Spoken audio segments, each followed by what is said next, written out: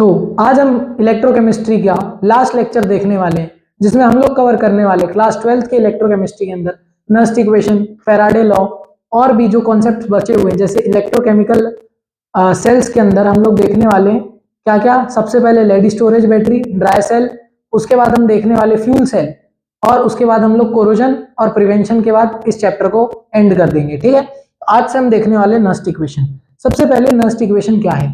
Nernst equation एक ऐसी equation है, जब आपको ये आती है कि एक्सप्लेन नर्स्ट इक्वेशन, तो पहली बात तो डेराइव करने नहीं आती। क्यों आती है डेराइव करने, क्यों नहीं आती डेराइव करने? पहली बात तो ये, इसका जो डेरिवेशन है वो आपकी क्लास में है ही नहीं, वो है हायर क्लासेस में, जैसे कि आप कॉलेज में जाएंगे तब है। ठीक है ना। नर्स्ट इक्वेशन क्या बताता है? नर्स्ट इक्वेशन बताता है relation between the concentration of ions and conductivity of the solution, या standard electrode potential of any half cell के बारे में क्या बताता है? नर्स्ट इक्वेशन बताता है।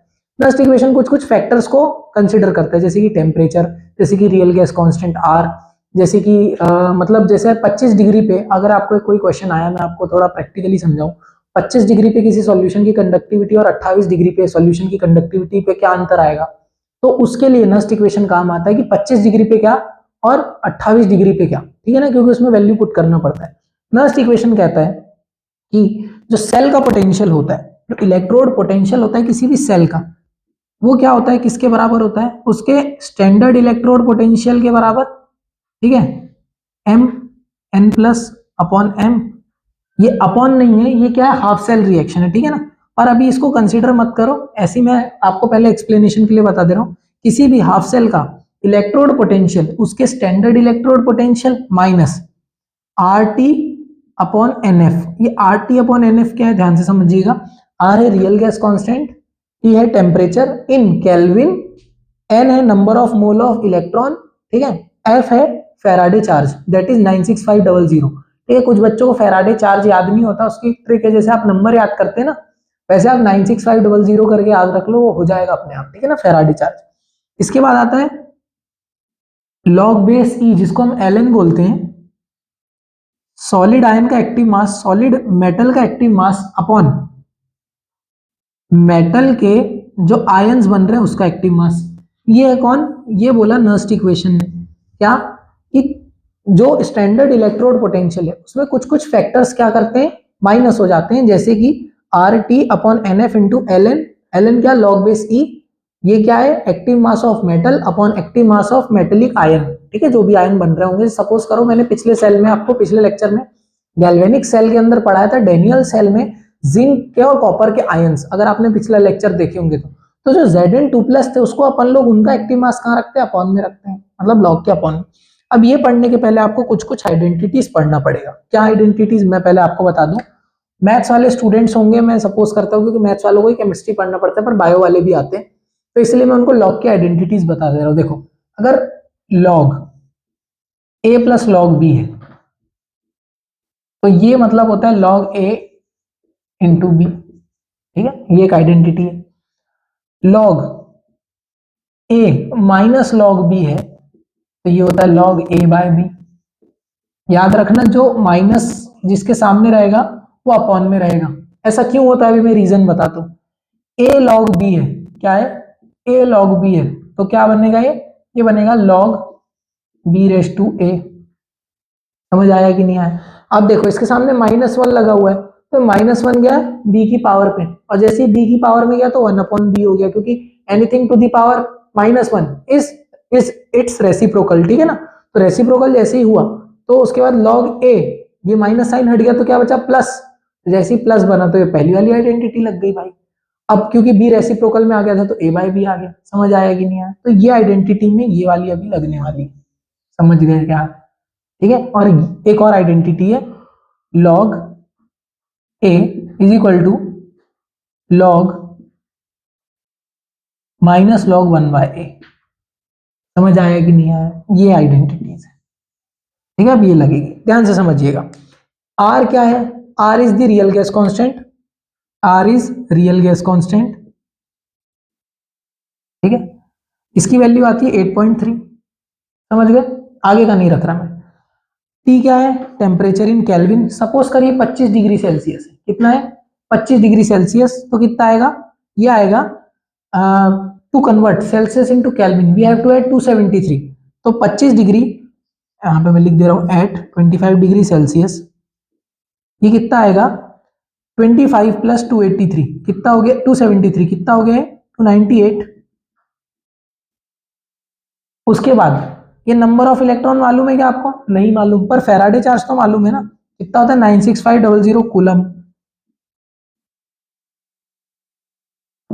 ठीक है, अब ln log बेस e को log बेस 10 में कन्वर्ट करना है, क्योंकि 10 की पावर ही प्रैक्टिकल यूज में काम आती है, जो लॉगरिथमिक टेबल होती है वो 10 की पावर्स में ही होती है। ठीक है ना, तो ln e को कन्वर्ट करने के लिए 2.303, ठीक है, log बेस e x को log बेस 10x में कन्वर्ट करने के लिए क्या आता है 2.303 का मल्टीप्लीकेशन होता है।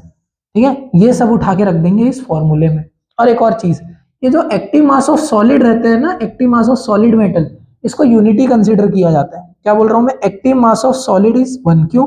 ऐसा मानते हैं कि प्योर मेटल है, प्योर मेटल जब भी प्योर चीज होती है तो उसका एक्टिव मास 1 होता है, मतलब पूरा का पूरा है।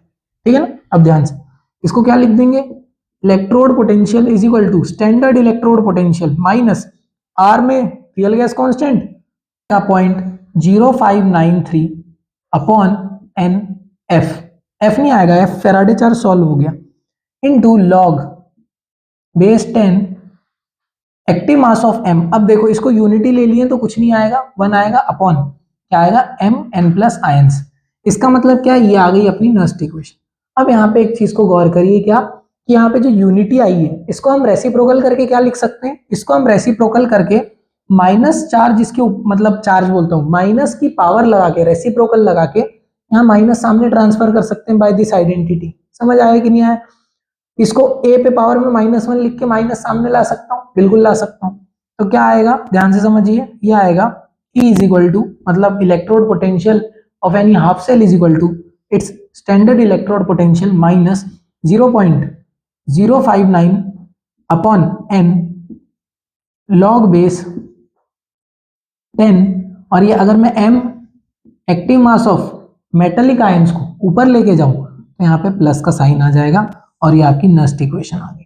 ठीक है, नस्ट इक्वेशन में जब हम लोग इसके क्वेश्चन सॉल्व करेंगे तब आपको और क्लियर हो जाएगा कि नस्ट इक्वेशन है क्या। पर जो बेसिक नस्ट इक्वेशन है वो ये बोलती है एक टेम्परेचर का रिलेशन उसके मेटेलिक आयंस के साथ और उसकी कंडक्शन के साथ, उसके इलेक्ट्रोड पोटेंशियल के साथ रिलेशन बताती है। ये स्टैंडर्ड इलेक्ट्रोड पोटेंशियल कौन सा है, याद करो पिछले लेक्चर में हमने SHE पढ़े थे, स्टैंडर्ड हाइड्रोजन इलेक्ट्रोड। तो जो वैल्यू हाइड्रोजन के टर्म्स में आई थी, उससे कंपैरिजन में आई थी, वो यहाँ पे पुट होती है, और आ जाता है कि इसका भी ये इलेक्ट्रोड पोटेंशियल किसी भी कैथोड या एनोड का जिसका आप निकालना चाहें। समझ गए? तो ये था हमारा नस्ट इक्वेशन। अब हम देखने वाले गिब्स फ्री एनर्जी। देखिए जब भी कोई सेल काम करता है तो गिब्स फ्री एनर्जी पे भी काम होता है। ठीक है ना, ये जो डेल जी है मतलब चेंज इन गिब्स एनर्जी। ठीक है, जब भी कोई सेल काम करेगा तो सराउंडिंग पे काम होता है, मतलब हम उससे काम ले रहे हैं ना, अपने क्लास 11th में पढ़े थे work done by system, work done on the system. तो work done by the system है, वो बाय द सिस्टम मतलब कोई सिस्टम हमको काम करके दे रहा है। समझ आया कि नहीं आया? जब इलेक्ट्रॉन उसके अंदर ट्रांसफर हो रहा है हम क्या कर रहे हैं, उससे इलेक्ट्रिसिटी ले रहे हैं, तो कुछ ना कुछ वर्क डन तो हो रहा है। तो उसको कैलकुलेट करने के लिए, क्योंकि वर्क डन आपने क्लास 11th में एक वर्क एनर्जी थ्योरम पढ़े होंगे, तो गिब्स एनर्जी में जो चेंज आता है वो उतना ही आता है जितना वर्क डन कौन करता है, सेल करता है। समझ आया कि नहीं आया? अब सेल जो वर्क डन क्योंकि करता है बाय द सेल, इसलिए माइनस का साइन लगता है इसमें। समझ आया? इसका भी आपको डेरिवेशन नहीं है, बस समझना है कि ये क्या है। इस क्वेश्चन के जो इस इक्वेशन के न्यूमेरिकल आते हैं आपको मेनली कॉम्पिटिटिव एग्जाम में, जेई और नीट में। समझ आया कि नहीं आया? ये जो माइनस है इसका मतलब ये है कि क्योंकि हम वर्क ले रहे हैं उससे वर्क डन, इसलिए माइनस का साइन आया। कितना वर्क डन ले रहे हैं, एनएफ की टर्म में वर्क डन ले रहे हैं। एनएफ बोले तो क्या है, ये फेराडे चार्ज, कितने गुना फेराडे चार्ज ले रहे हैं। क्योंकि देखो भाई मैं आपको बता रहा हूं कि 1 एम्पियर अगर अपन लोग करंट बाहर रहे हैं, सपोज करिए 1 एम्पियर, तो आपने पढ़े होंगे कि 1 कूलम चार्ज में कितना इलेक्ट्रॉन बहता है, 96500। ठीक है, आपने सॉरी 1 कूलम चार्ज में 6.25 इंटू 10⁻18 इलेक्ट्रॉन्स फ्लो होते हैं। समझ आया कि नहीं आया? तो ये उसी की टर्म्स में निकलता है। ठीक है ना, कि कितना फेराडे चार्ज, समझ में आया? और ये होता है standard electrode potential of cell. ये कहां से निकलेगा, या तो वो वाली सीरीज से निकलेगा, स्टैंडर्ड रिडक्शन वाली सीरीज से जो कि SHE की मदद से बनी थी, नहीं तो इसमें हम लोग क्या करेंगे, नस्ट इक्वेशन पुट करेंगे। कैसे? माइनस NF है। तो याद है अभी नस्ट इक्वेशन में हमने क्या किए थे, RT upon NF into minus में था वो standard electrode potential E not के, ठीक है ना। तो अगर हम इसको नस्ट इक्वेशन से थोड़ा ट्रांसफॉर्म करके लिखें तो इसको उसकी मदद से भी हम थोड़ा सा चेंज कर सकते हैं, ठीक है। तो ये फॉर्मूला भी नोट डाउन कर लीजिए, ये चेंज का फॉर्मूला है, ठीक है ना। और ये नस्ट इक्वेशन से ही रिलेटेड है, इसलिए मैंने आपको ये बता दिया। तो अगर हम लोग बोर्ड में लिखते तो बहुत टाइम वेस्ट होता है, इसलिए मैंने पहले ही बोर्ड में लिख दिया, ठीक है ना। क्या हम लोग पढ़ने वाले हैं फैराडे के दो लॉ। फैराडे का फर्स्ट लॉ क्या कहता है, ध्यान से समझिएगा, है ना। पहले अभी बोर्ड की तरफ मत देखिए, पहले यहाँ पे मेरी बातों पे फोकस करिए। फैराडे जो था वो साइंटिस्ट, एक्चुअली में फिजिक्स का साइंटिस्ट है, क्योंकि उन्होंने चार्जेस पे और इलेक्ट्रिसिटी पे काम किया है। आपने फैराडे के लॉज फिजिक्स के अंदर पढ़े होंगे इस साल, ठीक है ना, क्योंकि इस साल शायद इलेक्ट्रिसिटी है आपको। अब उसने जब देखा कि भाई केमिस्ट्री के अंदर भी इलेक्ट्रिसिटी का काम है, तो उसने कुछ कुछ बहुत ही कॉमन से लॉज दिया, जो अगर हम लोग भी दिमाग लगाएंगे तो हमको भी पता चल जाएगा। क्या लॉ थे, ध्यान समझिए। सबसे पहले फैराडे ने बोला कि जितना वेट डिपॉजिट हो रहा है, किस पे डिपॉजिट हो रहा है, किसी भी भाई इलेक्ट्रोड पे डिपॉजिट होगा। बिकॉज मैंने आपको डेनियल सेल के अंदर बताया था कि एनोड या कैथोड के अंदर, देखिए मेरे को अभी याद नहीं है एनोड या कैथोड, वो जब मैं डायग्राम बनाऊंगा तो ही मेरे को सीरीज से याद आएगा कि जिंक अपना इलेक्ट्रॉन लूज करता है, कॉपर अपना इलेक्ट्रॉन गेन करता है। तो gaining of electron is known as reduction और losing of electron is known as oxidation. जहां पे रिडक्शन होता है वो कैथोड, जहां पे ऑक्सीडेशन होता है एनोड। तो कैथोड की मैं बात कर रहा हूँ, कॉपर वाले की। कॉपर जब रॉड ने अपना वेट इंक्रीज किया तो किस बेसिस पे किया होगा, उस पे कितने इलेक्ट्रॉन आया, कितना चार्ज फ्लो हुआ है, कितना करंट फ्लो हुआ, उस बेसिस में कॉपर इलेक्ट्रोड पे क्या हुआ, वेट का गेन हुआ। उसी को फैराडे ने पॉइंट आउट किया, क्या बोल के कि जो weight, W is for weight, किसी भी रॉड पे डिपॉजिट हो रहा है वो डायरेक्टली प्रोपोर्शनल होता है किसके, करंट के। किसके करंट के, जो सॉरी चार्जेस के, Q is for charges, charges के डायरेक्टली प्रोपोर्शनल होता है। चार्जेस बोले तो जितने ज्यादा चार्ज बहेंगे, जितने ज्यादा चार्ज बहेंगे उतना ज्यादा क्या, या तो वेट गेन होगा नहीं तो लूज होगा। समझ आया कि नहीं आया। अब देखिए ये जो था, ये डायरेक्टली प्रोपोर्शनल का साइन रिप्लेस हुआ है कांस्टेंट से, जो कि जी नाम का कांस्टेंट है, जिसको बोलते हैं इलेक्ट्रोकेमिकल इक्विवेलेंट कांस्टेंट। ये इक्विवेलेंट क्या होता है, इक्विवेलेंट होता है, आपको मैंने नॉर्मेलिटी के अंदर ग्राम इक्विवेलेंट पढ़ाया था। ये ग्राम इक्विवेलेंट का कंसेप्ट पूरा कहां से आता है, नॉर्मेलिटी से आता है। यहाँ पे ये जो वेट होता है, ये G is equal, W is equal to G Q. G क्या है, इलेक्ट्रोकेमिकल इक्विवेलेंट, ठीक है, ये कांस्टेंट है। अब देखिए मेन काम आता है करंट फ्लोन का, क्योंकि चार्जेस कैलकुलेट नहीं होते, ठीक है ना। Charges flown with respect to time is known as current, that is I. तो करंट का काम आता है। अब ये जब आई टी उठा के जी में पुट करेंगे तो ये क्या निकलेगा, W is equal to Z I T, ठीक है। समझ आया कि नहीं आया। अब जब हम इसको ऑपरेट करेंगे तो हमारा क्वेश्चन का आंसर आ जाएगा, जितने भी न्यूमेरिकल बनते हैं इससे बनते हैं, ठीक है ना। तो फैराडे का लॉ, फर्स्ट लॉ क्या बोलता है कि the amount of any substance deposited और लिबरेटेड, डिपॉजिटेड और लिबरेटेड का मतलब क्या है, या तो रॉड का वेट कम होगा नहीं तो ज्यादा होगा, at any electrode is, at any electrode means it can be cathode और anode, is directly proportional to the quantity of electricity. Quantity of electricity मतलब है किसकी, चार्ज की बात कर रहा है। और फिर चार्ज को हम लोग टाइम में, इलेक्ट्रिसिटी आई में कन्वर्ट कर दे रहे हैं, क्यों, we know that I is equal to Q by T होता है, ठीक है, 10th क्लास। और 10th क्लास भी नहीं, अभी मैंने इलेक्ट्रोकेमिस्ट्री के फर्स्ट लेक्चर के अंदर आपको पढ़ाया था क्या, कि करंट जो चार्ज होता है, charge is with respect to time is known as current, ठीक है, हमने पढ़ चुके हैं। तो इस फॉर्मूले को जब हमने उठा के पुट किए तो ये था क्या, ये था फैराडे का फर्स्ट लॉ। मैं एक और चीज बता दूं, जो लॉज है ना ये फैराडे का फर्स्ट सेकंड, इसमें अपनी लैंग्वेज मत लिखना भाई, ठीक है ना। इसमें बुकिश लैंग्वेज ही आती है और बुकिश लैंग्वेज पे ही नंबर मिलते हैं, क्योंकि लॉज है भाई ये लोग, ठीक है, अपन कुछ नहीं कर सकते। ये है फैराडे का सेकंड लॉ। फैराडे का फर्स्ट लॉ अभी बोल रहा था क्या, कि जितना ज्यादा करंट या चार्ज फ्लो होगा उतना ज्यादा वेट डिपॉजिट होगा इलेक्ट्रोड पे। सेकंड लॉ ये कहता है कि अगर सपोज करिए, है ना, पहले इसको समझेंगे थोड़ा, मैं आपको एक एग्जांपल देता हूं। मान लीजिए कॉपर है, कॉपर पे अगर इसको 2 इलेक्ट्रॉन डालूंगा तो क्या बन जाएगा, कॉपर सॉलिड बन जाएगा, ठीक है, मतलब आयन से सॉलिड स्टेट में आ जाएगा। अगर सिल्वर है, सिल्वर में मैं 1 इलेक्ट्रॉन दूंगा तो क्या बन जाएगा, ये आ जाएगा अपनी सिल्वर वाली सॉलिड स्टेट में आ जाएगा, ठीक है। अगर सपोज करिए कोई और एलिमेंट है, जैसे क्रोमियम ले लीजिए, इसमें 3+ है, अगर मैं इसको 3 इलेक्ट्रॉन दूंगा तो क्या बन जाएगा, क्रोमियम बन जाएगा सॉलिड। ये क्या बताना चाहता है, क्या बयान करना चाह रहा है, सबसे पहले तो ये बताना चाह रहा है कि जितने number of mole of electron बहेंगे हमेशा उतने मोल ऑफ क्या नाम से डिपॉजिट नहीं होगा वेट, ठीक है ना। ये डिपेंड करेगा किस पे, वैलेंसी पे, कि भाई उसकी वैलेंसी कितनी है। याद होगा आपको इक्विवेलेंट वेट क्या होता है, एटॉमिक मास अपॉन, मैंने आपको पढ़ाया था वैलेंसी होता है एसिडिटी बेसिसिटी होता है, कहाँ, नॉर्मेलिटी के अंदर। यहाँ पे नंबर ऑफ इलेक्ट्रॉन इसलिए लिखे क्योंकि उनकी संख्या भी बराबर ही होगी। क्यों बराबर होगी, सपोज करिए Na प्लस था, Na प्लस था मतलब अगर मेरे को सोडियम प्लस का इक्विवेलेंट वेट निकालना है तो कितना निकलेगा, Na प्लस 23 अपॉन 1, उसमें प्लस 1 का ही चार्ज है तो अपॉन 1 ही लगेगा। और अगर मेरे को NaCl का निकालना है तो मैं क्या करूंगा, Na प्लस का 23 और उसका 35.5 जोड़ के अपॉन 2 करूंगा। समझ आया कि नहीं आया।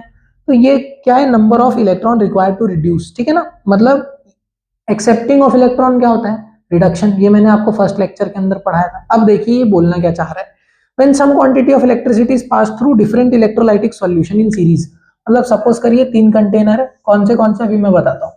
एक में है क्या, एक में कॉपर है, ठीक है, एक में कॉपर है, एक में सिल्वर है और एक में क्रोमियम की इलेक्ट्रोड्स है, और इनके सॉल्यूशन है, ठीक है ना। अब जब मैं इनसे बिजली फ्लो करवाऊंगा तो क्या होगा, जब मैं इनसे बिजली फ्लो करवाऊंगा प्लस माइनस, तो यहाँ से इलेक्ट्रॉन बह रहे हैं, यहाँ जा रहे हैं। सबसे पहले कॉपर समझिए, ये सिल्वर समझिए और ये गोल्ड बोलता हूँ, क्रोमियम समझिए। अब देखिए कॉपर को कितने इलेक्ट्रॉन चाहिए, 2 मोल इलेक्ट्रॉन चाहिए। कॉपर क्या बनाने में, कॉपर सॉलिड बनाने में, मतलब 1 मोल कॉपर को डिपॉजिट होने के लिए 2 मोल इलेक्ट्रॉन चाहिए। 1 मोल सिल्वर को डिपॉजिट होने के लिए 1 मोल इलेक्ट्रॉन चाहिए, और क्रोमियम को 1 मोल डिपॉजिट होने के लिए 3 मोल चाहिए। इसका क्या मतलब है, अगर मैं 1 मोल इलेक्ट्रॉन यहां से फ्लो करवाऊंगा तो 1/2 मोल डिपॉजिट होगा कॉपर का, 1 मोल डिपॉजिट होगा सिल्वर का, और 1/3 मोल डिपॉजिट होगा किसका, क्रोमियम का।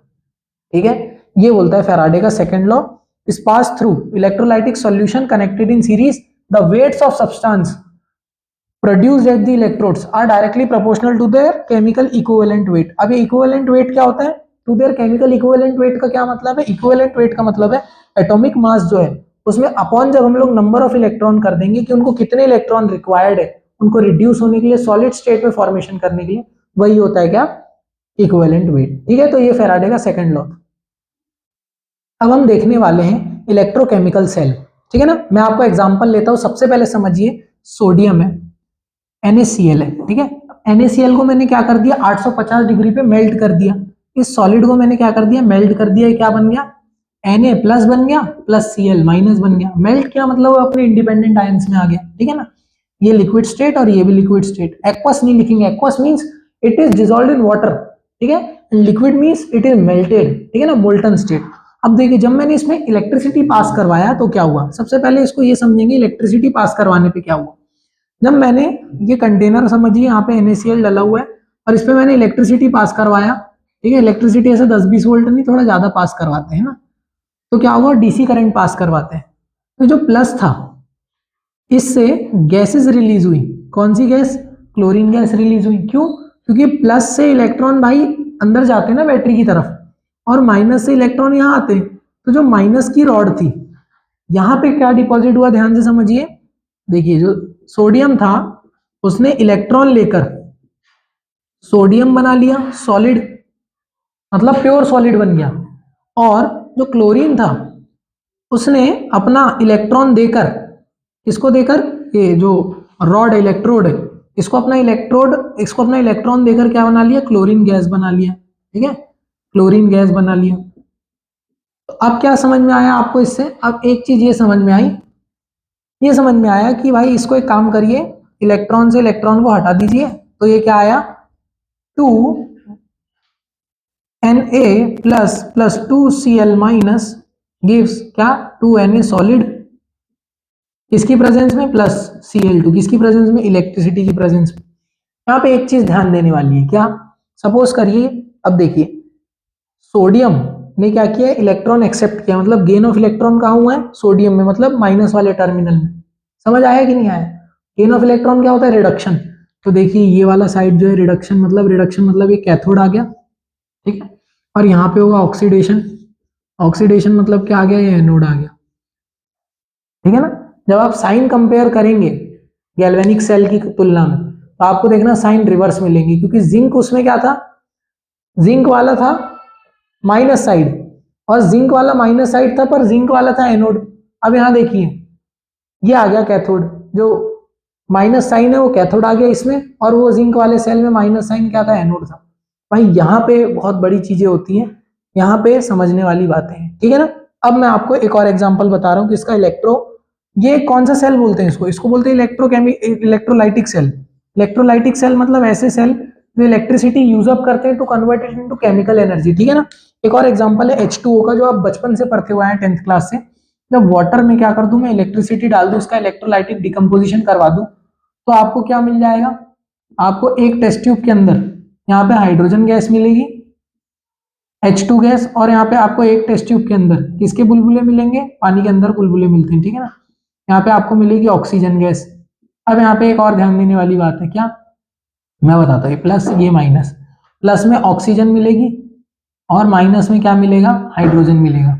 देखिए ध्यान देने वाली बात क्या है, ध्यान देने वाली बात ये है कि जो हाइड्रोजन गैस रहेगी वो ज्यादा मोल्स में रहेगी। ज्यादा मोल्स में रहेगी इसका मतलब क्या है, ज्यादा मोल्स में रहेगी इसका मतलब है कि अगर 1 मोल ऑक्सीजन रिलीज हो रही है तो 2 मोल हाइड्रोजन रिलीज होगी। समझे कि नहीं समझे, ऐसा होगा। तो आप इसकी क्वांटिटी मेजर भी करके देख सकते हैं, 1 मोल ऑक्सीजन पे 2 मोल हाइड्रोजन निकलेगी।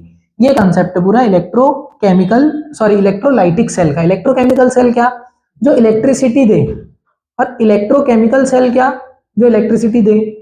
इलेक्ट्रोलाइटिक सेल क्या, जो इलेक्ट्रिसिटी यूज अप करे, काय के लिए, प्रोडक्ट फॉर्मेशन के लिए। समझ आया कि नहीं आया, ये था कंसेप्ट इलेक्ट्रोलाइटिक सेल्स का। तो अभी हम लोग ड्राई सेल देखने वाले हैं। देखिए ड्राई सेल में क्या होता है। सबसे पहला तो साइंटिस्टों के सामने एक बहुत बड़ी दिक्कत थी, ये दिक्कत थी कि सेल से इलेक्ट्रिसिटी तो ले रहे हैं पर लिक्विड्स को हैंडल करना बहुत मुश्किल है। क्यों, क्योंकि लिक्विड्स को टेम्परेचर मैटर करता है, विस्कोसिटी मैटर करती है, नंबर ऑफ इलेक्ट्रॉन आयंस का फ्लो मैटर करता है, और उसके बाद ये हार्ड टू हैंडल है। अगर कहीं से लीकेज हो गया तो भाई दिक्कत होगी, है ना। सेल तो सेल धरा रह जाएगा, पहले पोछना पड़ेगा उसको, है ना, अगर कहीं फ्लास्क में छेद वेद रहा तो साइंटिस्टों ने क्या किया, एक ड्राई सेल जो कि बहुत ही क्या रहता है, इजी टू यूज रहता है, उसका फॉर्मेशन की। ड्राई सेल के नाम में ड्राई क्यों है, क्योंकि इसके अंदर पेस्ट होता है, सेमी लिक्विड पेस्ट है, पूरा ड्राई नहीं होता, ठीक है ना। आप कभी उसको सेल को काट के देखना, जो आप घड़ी में लगाते हैं, वो जो पैनासोनिक के आते हैं डबल ए बैटरीज, उनको आप थोड़ा बीच से कट करके देखना, तो आपको बीच में क्या मिलेगी, एक ग्रेफाइट की रॉड मिलेगी। ये कार्बन की रॉड है, ग्रेफाइट रॉड है। समझ आएगी नहीं, graphite is a form of carbon, इसलिए कार्बन लिखा हूं, ठीक है ना। उसके बाद मुस्लिन बैग, मुस्लिन का मतलब एक टाइप का कपड़ा होता है। वो कपड़ा क्या करता है कि अंदर के केमिकल को और ये बाहर के केमिकल को मिक्स होने से रोकता है, प्लस सेमी परमिबल मेम्ब्रेन का काम करता है। समझ आया कि नहीं आया, ठीक है। नेक्स्ट है प्लास्टिक की एक सील मिलेगी, ठीक है। ये जो प्लास्टिक की जो सील रहती है, आप जब भी सेल को खोलेंगे तो देखना रहेगी ही। क्यों, as to separate positive terminal and negative terminal. Cell का जो पूरा बॉडी होता है वो नेगेटिव होता है, और सेल का जो सिर्फ एक वो जो एक साथ उभरा हुआ पार्ट रहता है वो पॉजिटिव होता है, ठीक है। अब देखिए पॉजिटिव पार्ट के ऊपर ब्रास कैप लगी हुई होती है। ब्रास कैप बोले तो एक होता है ब्रोंज, ठीक है ना, कॉपर प्लस टिन, और एक होता है ब्रास, कॉपर प्लस जिंक। समझ में आया कि नहीं आया, तो आपको अलॉय की पूरी स्टडी होना चाहिए, ठीक है। उसके बाद अंदर पे होता है anti polarising agent. Anti polarising का मतलब क्या, जब चार्ज बढ़ने लग जाए तो चार्ज को एक न्यूट्रलिटी मेंटेन करे। पोलराइजेशन का मतलब क्या होता है, पोलराइजेशन का मतलब होता है प्लस चार्ज और माइनस चार्ज का अलग अलग सेपरेट आउट हो जाना, ठीक है।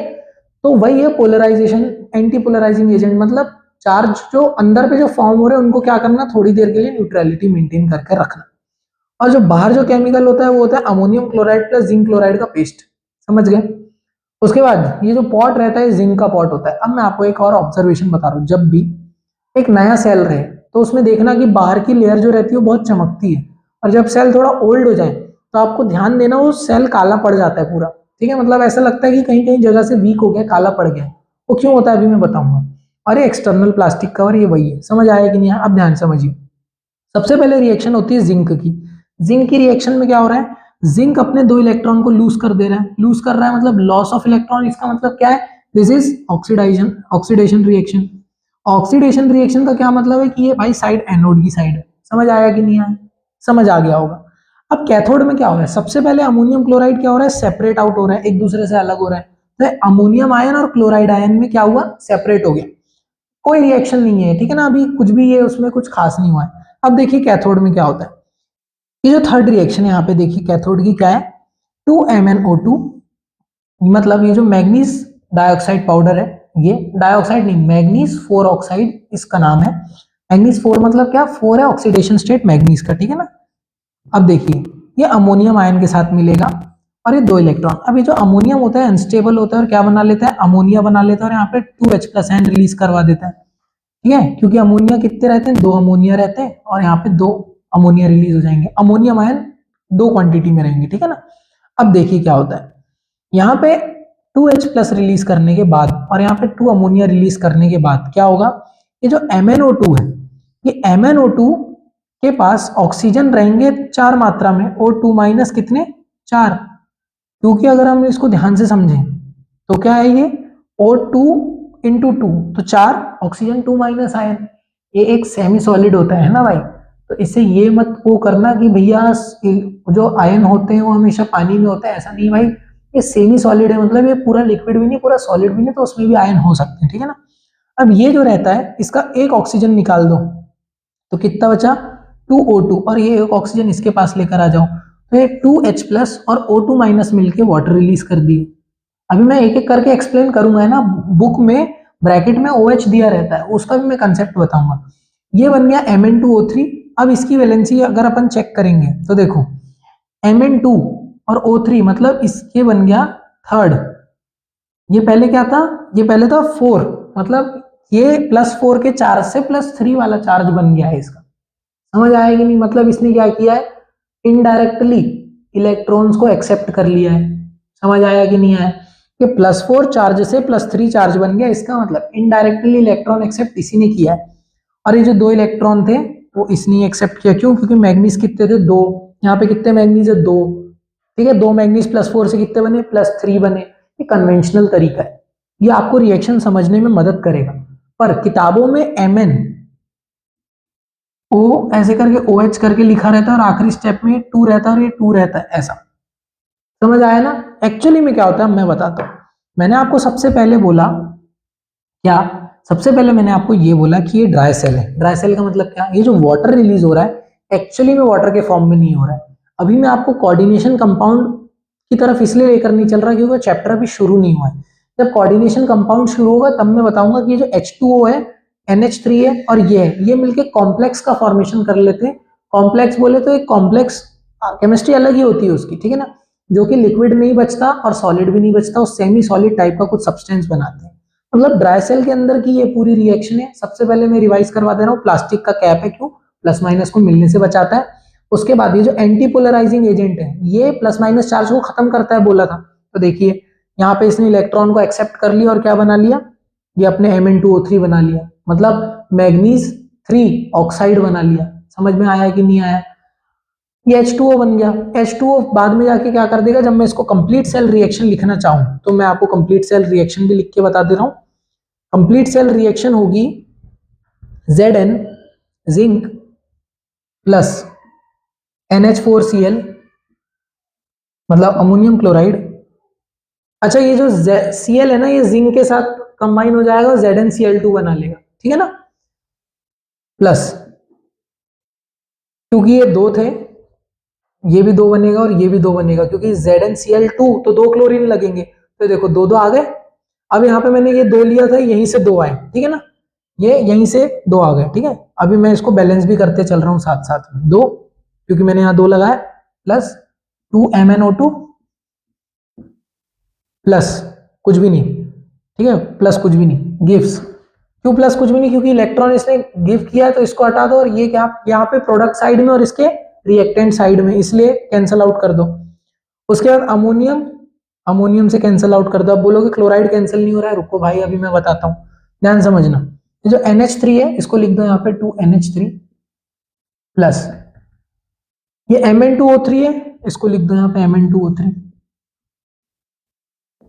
प्लस ये H2O लिख दो प्लस। अब यहाँ पे क्या बचा, 2Cl2 और Zn2 प्लस, तो क्या बन गया ZnCl2। समझ आया कि नहीं आया। ये पूरी कंप्लीट सेल रिएक्शन है, किसकी रिएक्शन, ड्राई सेल की रिएक्शन। अगर आपने इसको स्टेप बाय स्टेप पढ़ा और ध्यान से समझा आपको बनेगी रिएक्शन। बच्चे लोग लिखने से डरते हैं, वर्किंग लिख सकते हो, एट एनोड एट कैथोड की रिएक्शन अलग अलग लिख सकते हो, उनकी थ्योरी आप लिख सकते हो, ड्राई सेल क्यों बोल सकते हो लिख सकते हो, ये कपड़ा क्यों लगता है ये लिख सकते हो, इतना सारा लिखने के लिए, ठीक है ना। कॉपी खाली छोड़ के मत आना। तो आज के लेक्चर में हमने नर्स्ट इक्वेशन कवर किए, उसके बाद हमने नर्स्ट इक्वेशन में एनर्जी का फॉर्मूला देखे डेल जी का, ठीक है ना। उसके बाद वो गिब्स एनर्जी थी जो वर्क डन पे डिपेंड करती है। उसके बाद हमने फैराडे के 2 लॉ देखे थॉरोली कि क्या बोलना चाहता है, कैसे बोलता है और क्यों किस आधार पे बोल रहा है वो, ठीक है ना। उसके बाद हमने देखे ड्राई सेल। पहले इलेक्ट्रोकेमिकल सेल में हमने देखे कि कैसे क्या होती है इलेक्ट्रोकेमिकल सेल की रिएक्शंस। फिर ये एक्चुअली में प्राइमरी सेल है, प्राइमरी सेल बोलना चाहिए। और हमने देखी इलेक्ट्रोलाइटिक सेल, जिसमें क्या होता है इलेक्ट्रिसिटी डालने पे प्रोडक्ट फॉर्मेशन होता है, मतलब electrical energy is converted into chemical energy. और इलेक्ट्रोकेमिकल सेल में हमने देखे ड्राई सेल, जिसमें हमने इसका पूरा क्या स्ट्रक्चरिंग समझे, इसकी एनोड की कैथोड की अलग अलग रिएक्शन समझे। आज के लेक्चर में इतनी ही है। कल हम देखने वाले हैं लेड स्टोरेज बैटरी की चार्जिंग डिस्चार्जिंग, कोरोजन और कोरोजन के प्रिवेंशन, साथ में फ्यूल सेल भी देख लेंगे। तो आज के लिए इतने ही भाई लोग, जय हिंद।